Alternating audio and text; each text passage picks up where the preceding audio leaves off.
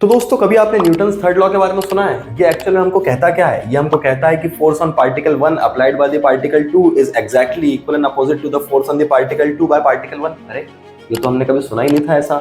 हम तो every action is equal and opposite reaction के बारे में सुनते थे।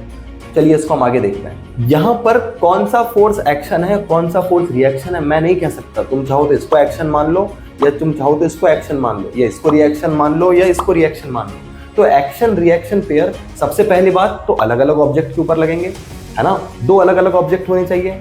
उसके बाद ये जो है, ये जो नेचर ऑफ फोर्स है ये सेम होना चाहिए। मतलब कि सर अगर ये फोर्स ग्रेविटेशनल है तो ये फोर्स भी ग्रेविटेशनल होना चाहिए।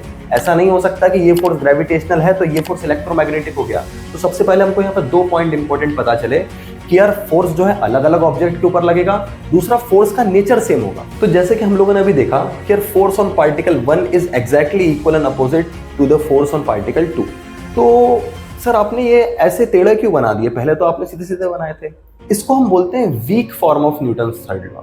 इसको हम बोलते हैं weak form of Newton's third law. तो weak form of Newton's third law क्या होता है सर? कि जहां पर हमारा फोर्स है वो line of joining the centres के अलोंग नहीं है, वो कुछ और डायरेक्शन में, तो उसको हम बोलेंगे वीक फॉर्म। तो सर स्ट्रॉन्ग फॉर्म क्या हो जाएगा? हाँ, स्ट्रॉन्ग फॉर्म वही था जो तुमने पहले देखा था कि यहां पर ऐसा फोर्स लग रहा है, यहां पर ऐसा फोर्स लग रहा है। अगर एक्शन रिएक्शन पेयर ऐसे हैं तो स्ट्रॉन्ग फॉर्म है। अगर action reaction pair line joining them के अलोंग नहीं है, कुछ और डायरेक्शन में, तो वो क्या हो जाएगा? हमारा वीक फॉर्म हो जाएगा। तो चलिए आप लोगों के लिए क्वेश्चन है। एक मेरा फ्रेंड है अनय, अब वो खड़ा हुआ है किसी सरफेस के ऊपर, सरफेस ने लगाया उसके ऊपर नॉर्मल और उसके ऊपर नीचे लगा mg। क्या ये एक्शन रिएक्शन पेयर है?